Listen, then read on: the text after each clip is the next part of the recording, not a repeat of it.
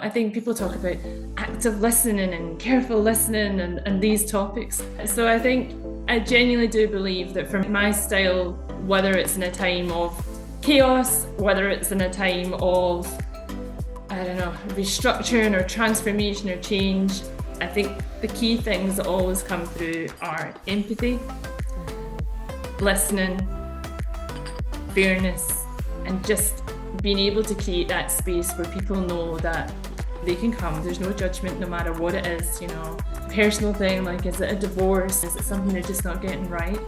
So I think they are the foundations. Everything else that comes on top, sometimes you have to give a bit more guidance, sometimes you have to, let go a bit more, but I think they are the things that I see as authentically me.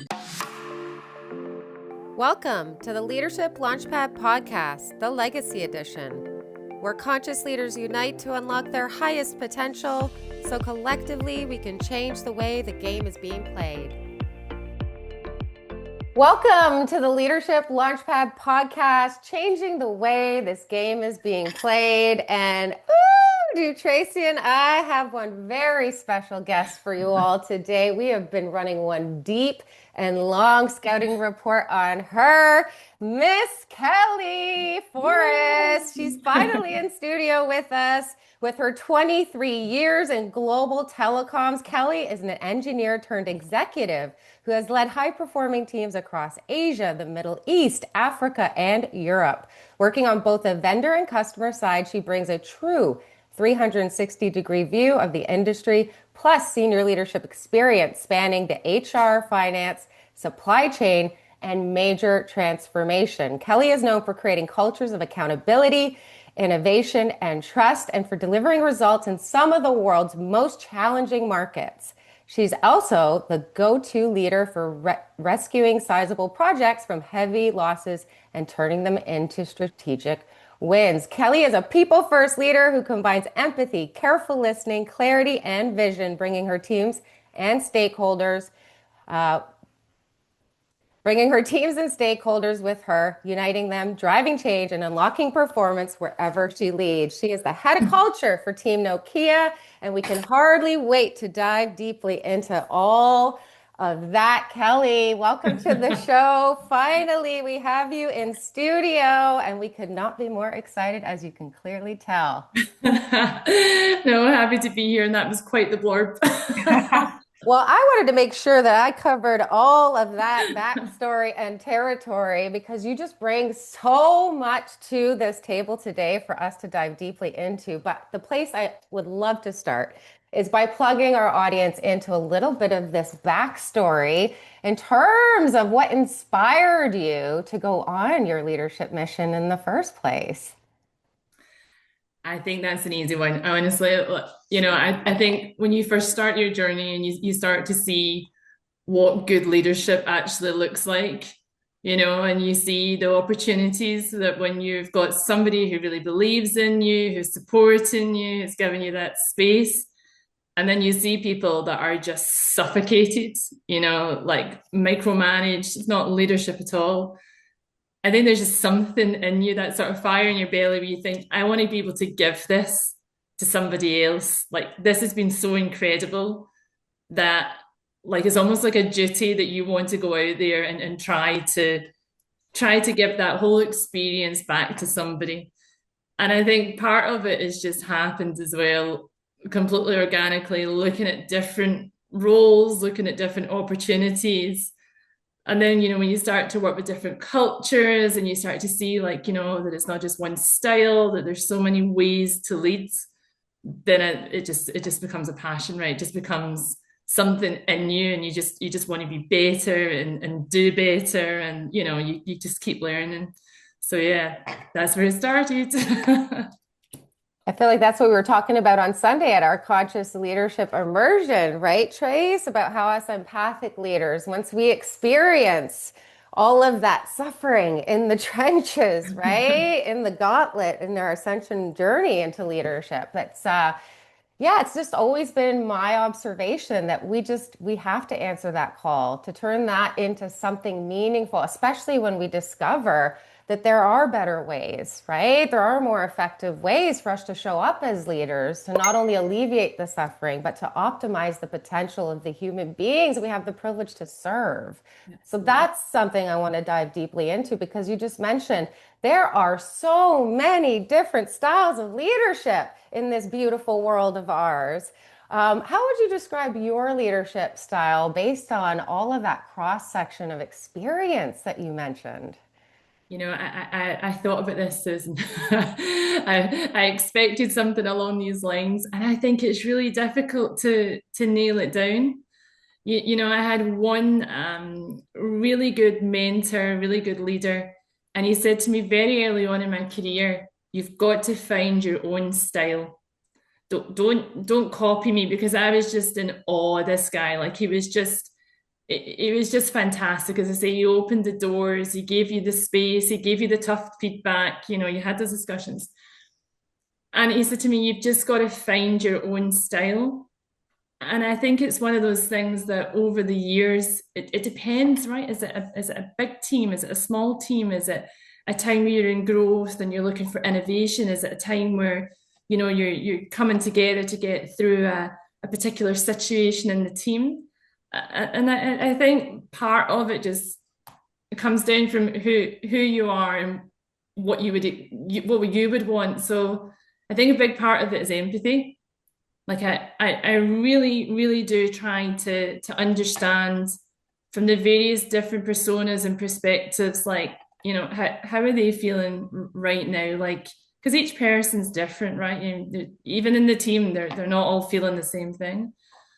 And then trying to build on that, I think people talk about active listening and careful listening and these topics, but you have to, so I think I genuinely do believe that for my style, whether it's in a time of chaos, whether it's in a time of, I don't know, restructuring or transformation or change, I think the key things that always come through are empathy, Mhm. listening, fairness, and just being able to create that space where people know that they can come. There's no judgment, no matter what it is. If the personal thing, like, is it a divorce? Is it something they're just not getting right? So I think they are the foundations.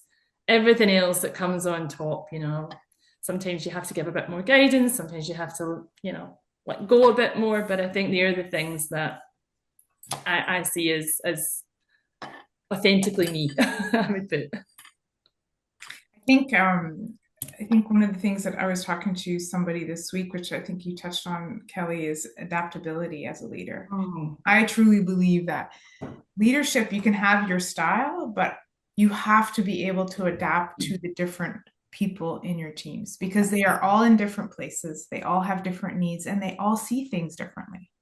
yeah. Right. So being able to put yourself in their seat, like you say, having that empathy and compassion and trying to understand where they're coming from is so important because that's when people feel heard and seen because you're aligned with them. You may not align with all their values, but you understand them. When you can then understand them, then that's when you can start actually helping them because Yeah. you understand where they're coming from. So you see their perspective. And then it's about shaping it so that they can see ours. And I think that's one thing that we don't talk enough about. We tend to say, well, I have my style and Yeah. people must adjust to my style. Yeah. This is how I am. So just deal with it. And that just makes me like, gives me like, I get so disgusted with that because it's like, no, actually, you're not there for everybody to adapt to you. It's much easier for me if I'm a good leader, I'm able to adapt to my people Yeah. and I, take the best out of them so that they can thrive in their environment, right? So I'm pretty sure that's your leadership. I know you, I see you in the works, but I think you kind of like touched on it, but I just wanted to like kind of really zone that in because I think some people think leadership is this is my style and you just need to yeah. deal with the way I show up. Do you not think it's like that awareness though, right? Mm-hmm. Being really self-aware of knowing what style is going to work for either what situation or what team. Mm-hmm. Like, know your audience, Mm-hmm. and being able to use that intuition that you have to understand whether somebody's, being triggered, whether the words that you're saying is having any impact whatsoever or going out, or whether you actually need to adjust your style because maybe you're not actually leading in the best way. Maybe it's coming from a position of stress or tiredness. Like, I Mm-hmm. think that adaptability comes from just the awareness, self-awareness, and then that awareness of the team and being able to pick up on those cue signs, right? Of, yeah, this isn't landing, switch, Yeah. angle, try something else, lower Yeah. tone, higher tone. Yeah.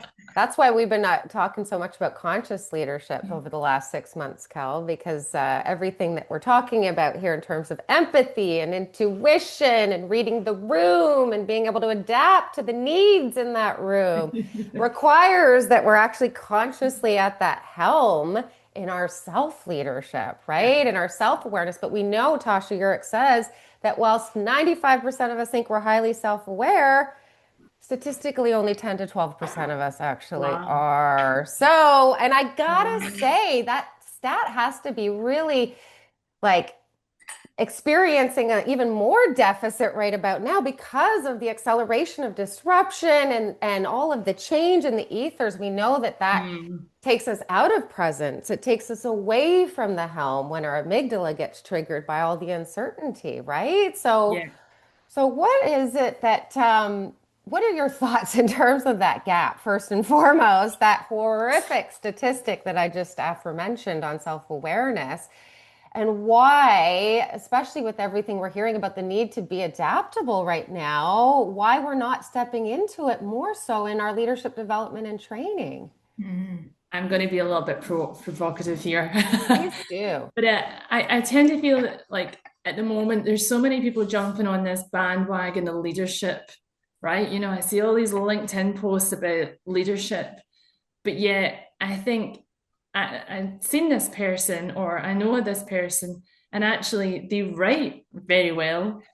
But what I don't see is those behaviors mhm, and those actions coming through consistently.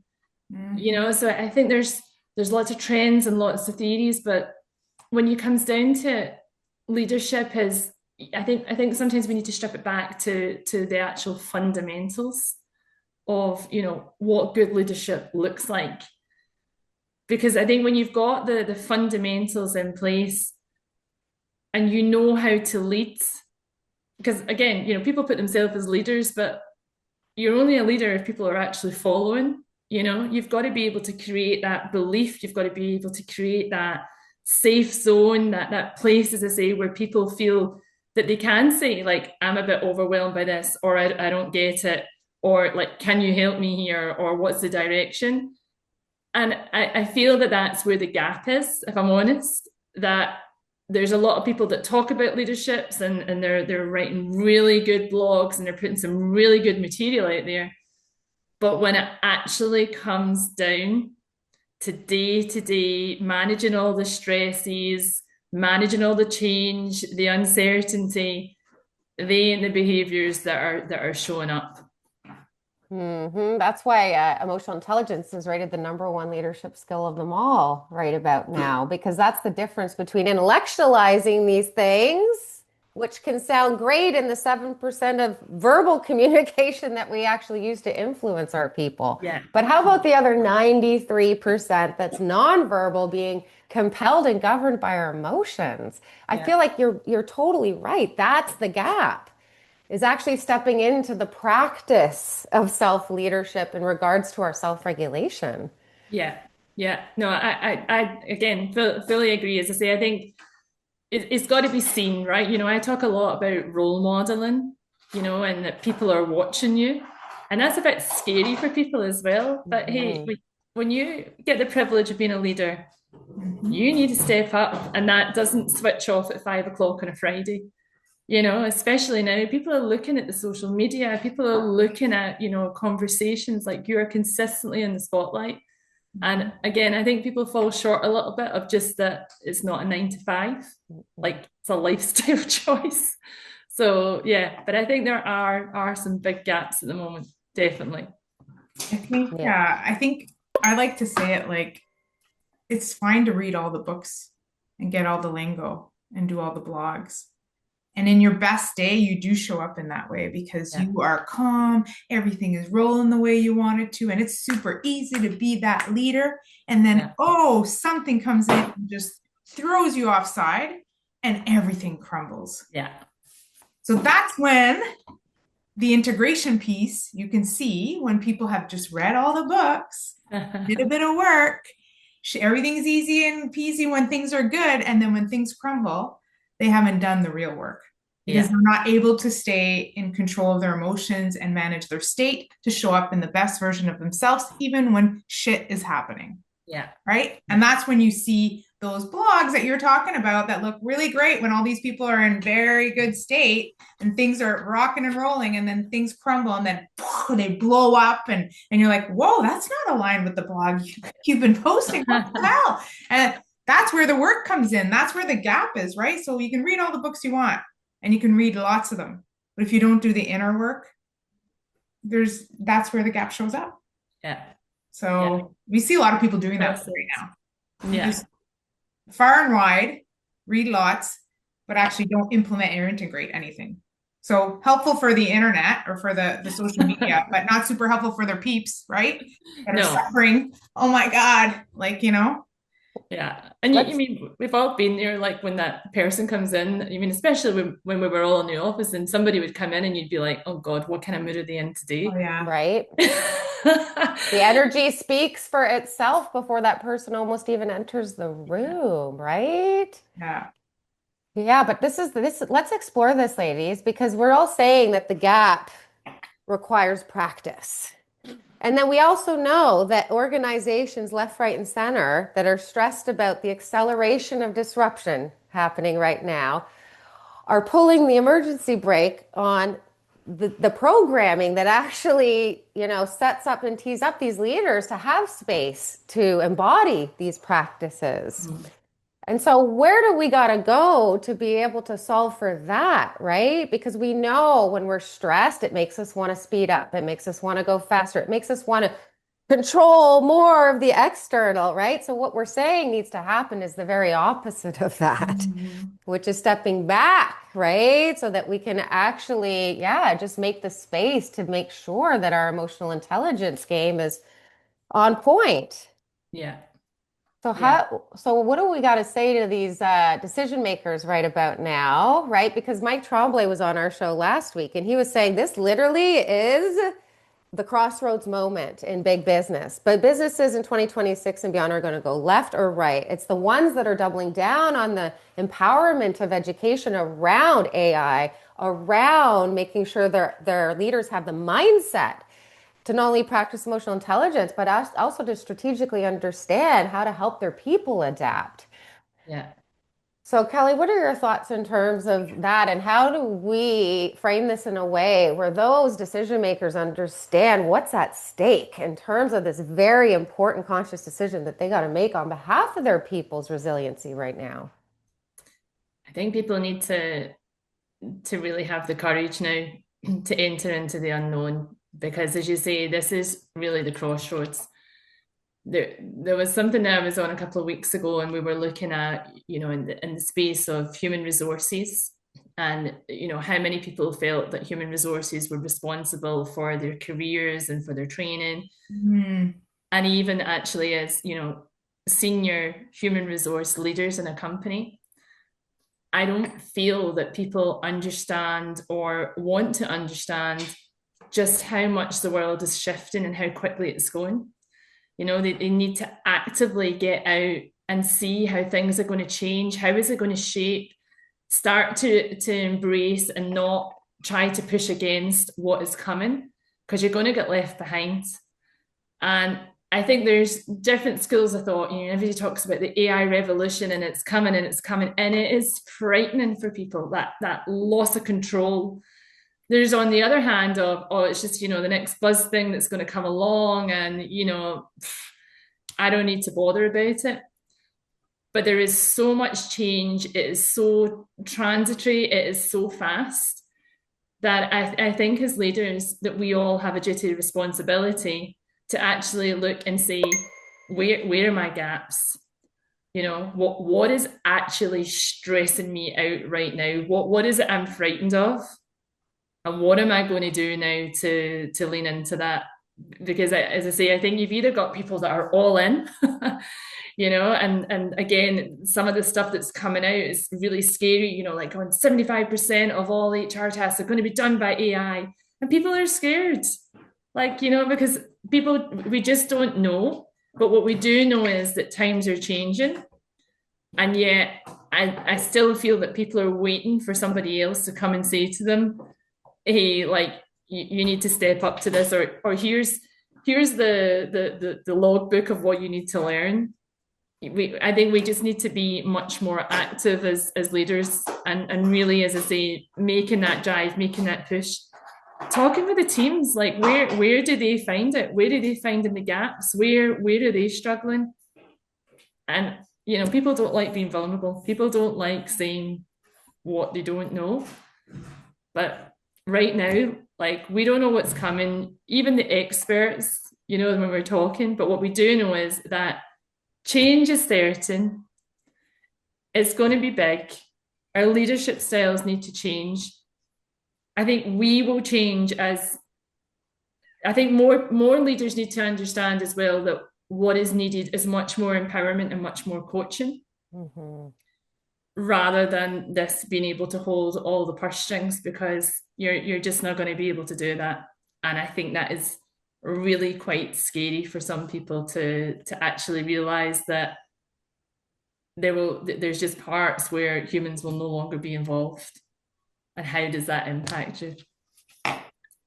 Yeah, and I think I like that. And I think Susan and I talk about this a lot, but it comes back to self-leadership, right? And it comes back to like, you know, you talked about it a bit, Kel, like where how responsible is the HR organization for developing the people or getting them their next job or securing their next job?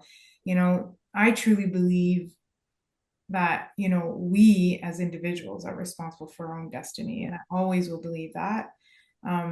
When you can get into that space where you know that you're co-creating in your own universe with what you want, what you need, and showing up to the opportunities, that's when you actually are then in self-leadership and you can decide what you want to do next. Yeah. And I think when we can empower our people to get them to trust themselves, really, and to actually put the responsibility back on them, that we are here to support and show you and role model for you what leadership looks like and how to show up and remove the, you know, the orange cones out of your way to get your job done so that you can actually show up successfully. That's our job as a leader. But they also have this, they have to be able to show up for themselves, because if they can't show up for themselves, how do we show up for them, right? Yeah. So like for me, it's like so important that we talk about self-leadership, because as a leader, we have to be in self-leadership so that we can support our destiny. But we also have to help our people, show them and illuminate for them what that could look like for them. Because if they're expecting us to get their next job, we don't even know if we have our job. You know what I mean? Right? Forget that. Like, so, you know, and I've learned how to working with Susan through a whole bunch of mindset work, right? And like really being able to be at the helm and being my own self-leadership, just trusting, you know what, I'm showing up for all these opportunities. I'm doubling down and helping and supporting people with boundaries. And I will never be ashamed of what I'm doing.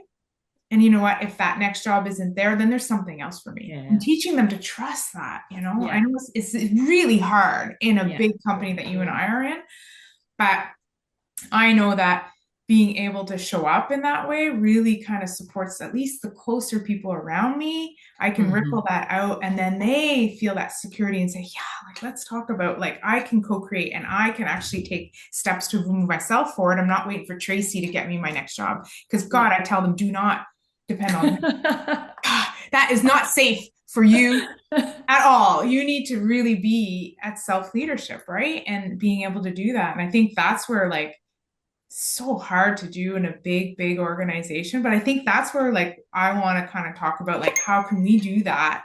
You know, you and I work together in some spaces, but I know you being head of culture, that's like, you know, and I know like it's tough, right? Development programs and all that stuff. But the one thing we can do is help our people be, you know, in self-leadership. And I know you've tried to create a very much a learning culture and you're working on that and you've developed all kinds of tools and so forth, right? But it's like reading the books. Like I always say, you know, you can read the book, but if they don't actually go do the work and figure out all these correlations in the background so that they can change their behaviors, then it's just tools, right? But they have to go inside.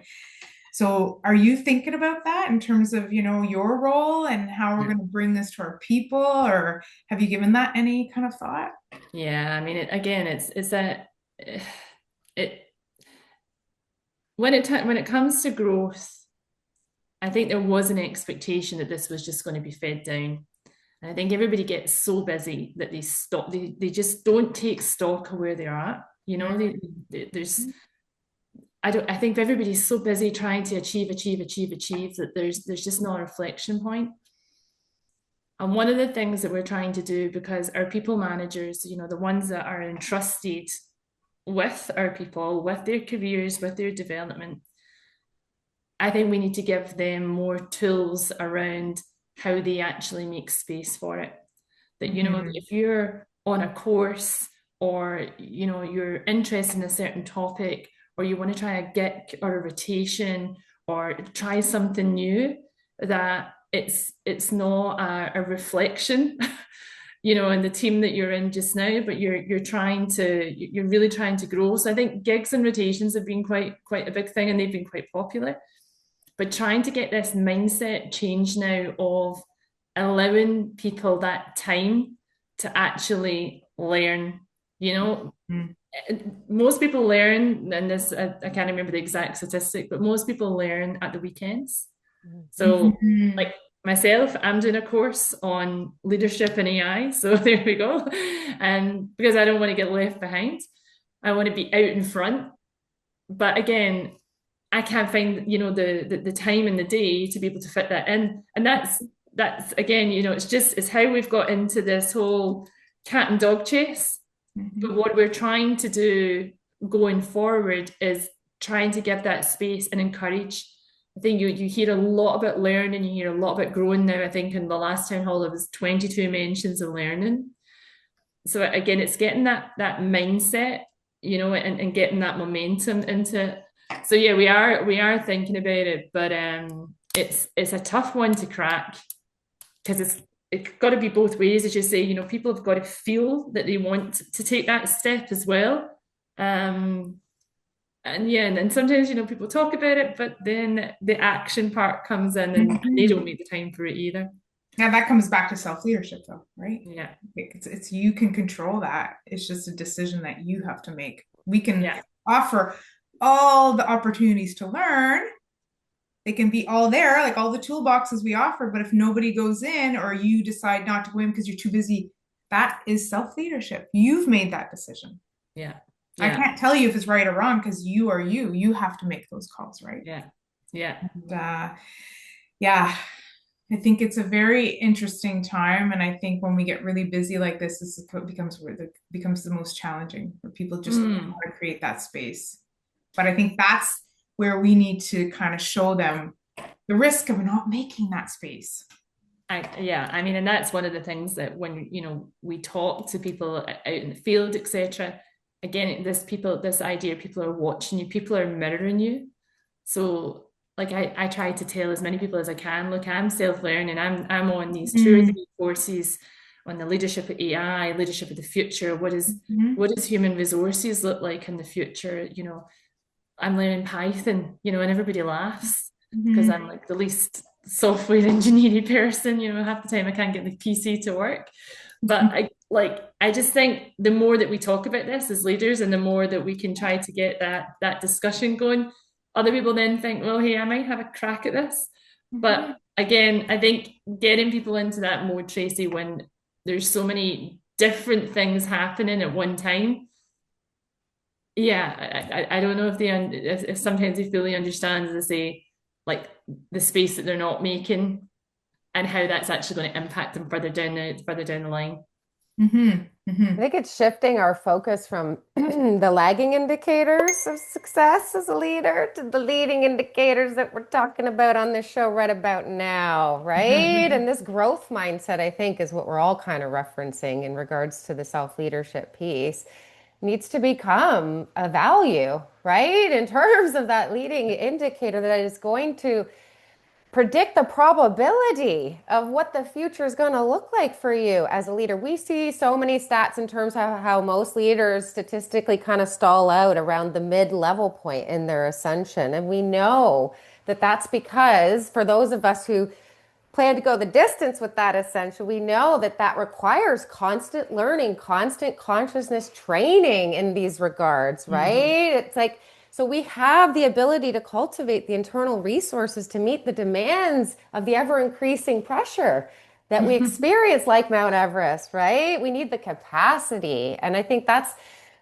where it comes up to the models that are carrying the most weight in terms of the leaders who are up there setting the tone in terms of what the expectations are for a modern day leader. Yeah. This, for all of us who are up here in our ascension, we know like a growth mindset is kind of reckless. Like you're not going to be able to go the distance sustainably. At some point, AI or not, it is going to disrupt you. And it's going to leave you behind if you don't have the ability to adapt to the ever increasing demands and Yeah. pressures. Yeah. Yeah. Right? Yeah. Yeah. And it's again, it's like it's asking people to be curious, even if you don't want to sign up for a 6 month course or, but just be curious about things. I think that you should talk about the mind shift. I think in the world that we're moving into, like we're not looking for perfection. Mm-mm.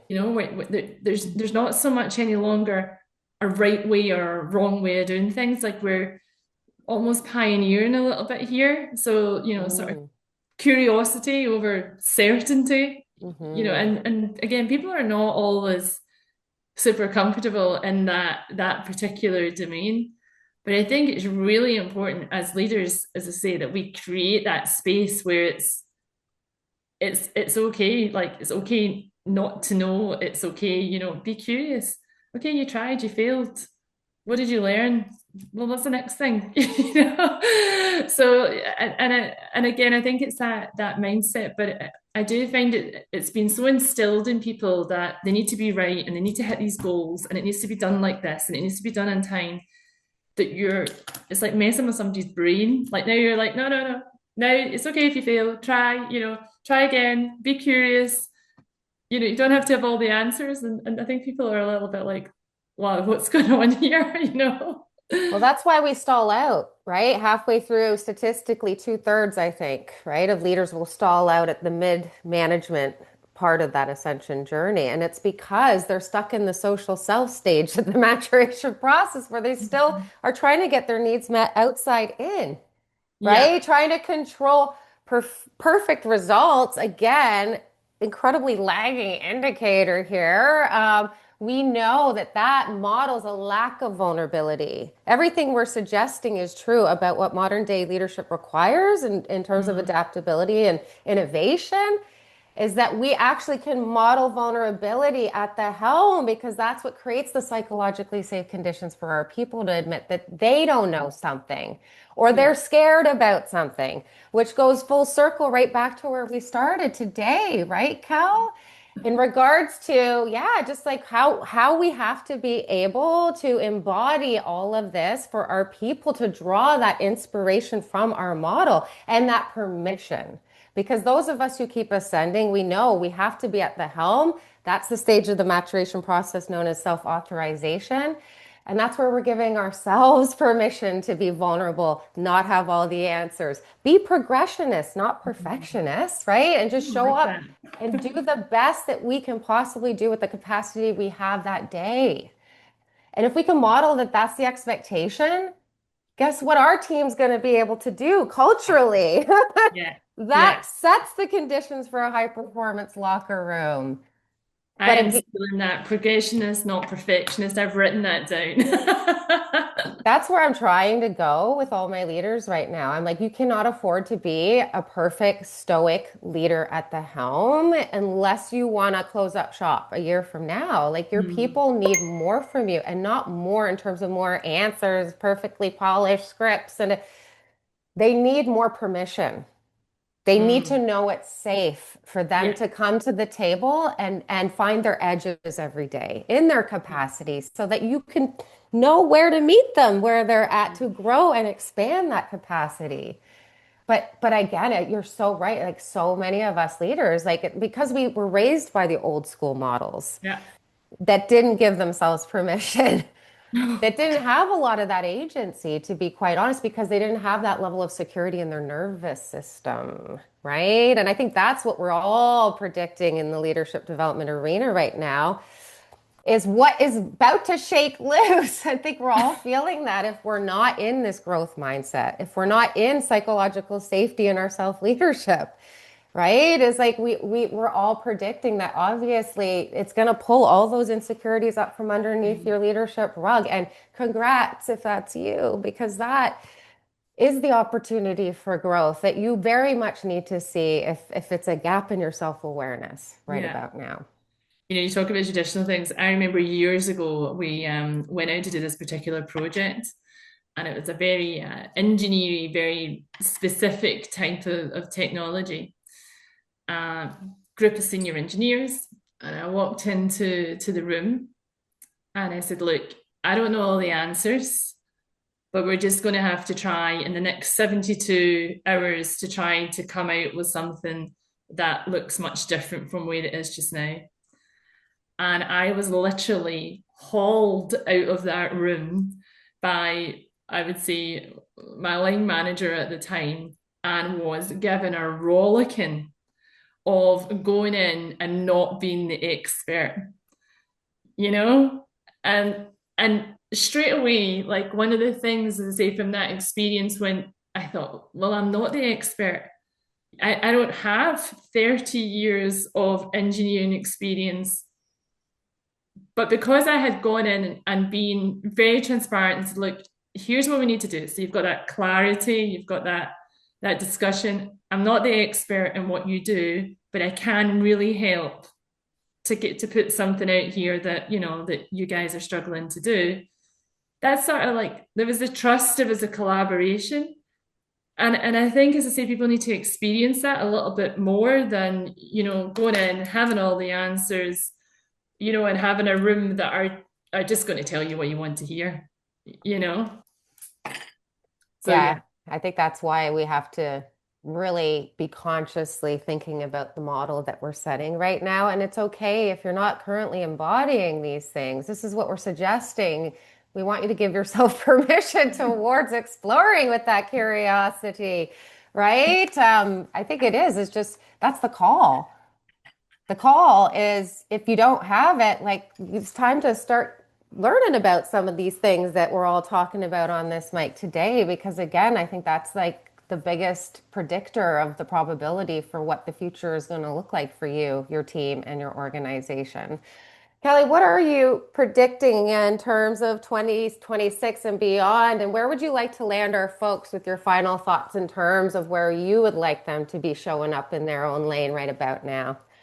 You know, I really love this, and I really loved, you know, just the energy, and I think that's really important to take forward, you know, or it's like curiosity, exploring, experimenting, like, they are fun things, they are how you learn, right? You know, so I think I would really love to see more leaders taking that big breath, that leap of faith, and taking that energy with them. Really role model, you know, sharing with their teams, well, you know, what they've tried, you know, what they're curious about, what they're seeing, what they're hearing, and just trying a different style. Just looking, as Trace said earlier, like that adaptability, like just stepping out of that zone, a bit of courage, and just even if you just try one different thing to get that energy moving. That's what I would love to see in 2026. I love it. Challenging our associations with the unknown. I like to talk about the unknown as the growth zone. Most people don't have that association. I had to develop it as a high performance hockey player and athlete. And I wanted that ticket to the growth zone. Like, I wanted to get out there every day and find my edges. Once I learned to associate waking up and discovering more and more of my capacity when I actually was out there in the unknown. And so I think that is definitely a resource that we want to leave our people with, especially if that's not currently your relationship with the unknown. Trace, how about you? Final thoughts for our folks today? No, I think that's a really important thing that we need to like encourage our leaders to do. And I think also like our leaders tend to have expectations of our people, right? And unfortunately some of the habits that we've created are, a lot of us have kind of created those boundaries or guidelines for our people, and we're responsible for that at the end of the day, leaders, right? So trying to be more open and being very mindful of how you're showing up for people. Yeah. Be very conscious that we're watching. People are watching you. They're feeling your energy when you're having a shitty day. They may not tell you what they want to tell you. They are telling you what you want to hear. You're not winning as a leader if you don't really know what's happening down there. And if everybody is working in fear because they don't want to tell you because they're afraid, you're not going to win that game.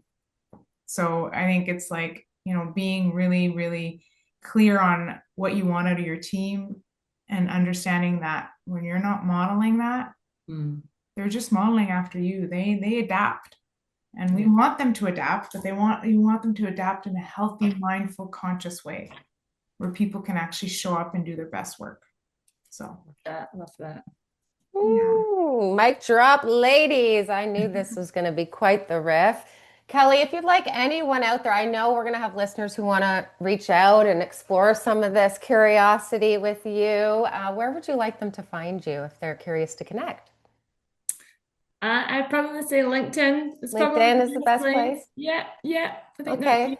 That's easier. Wonderful. We'll leave all of that information in the show notes. And we're curious too, since we're in the year of co-creation, right, Tracey? We want to hear from you in terms of all this permission we're giving ourselves to be able to explore conscious leadership in all of these different ways from all of these different entry points. We want to make sure that this innovation is hitting the mark. So please reach out. I love hearing from our folks. Susan at elitehighperformance.com. You can find me there. And for all other curiosity in and around some of these conscious leadership topics we talked about today that are requisite table stakes for modern day leadership and around growth mindset, resilience, adaptability, how we can really create safe spaces for our people really to step in and be curious into, go on over to the website. You can find all that information at elitehighperformance.com. That's it. That's all. Thank you so much for tuning in, and we will see you all next week.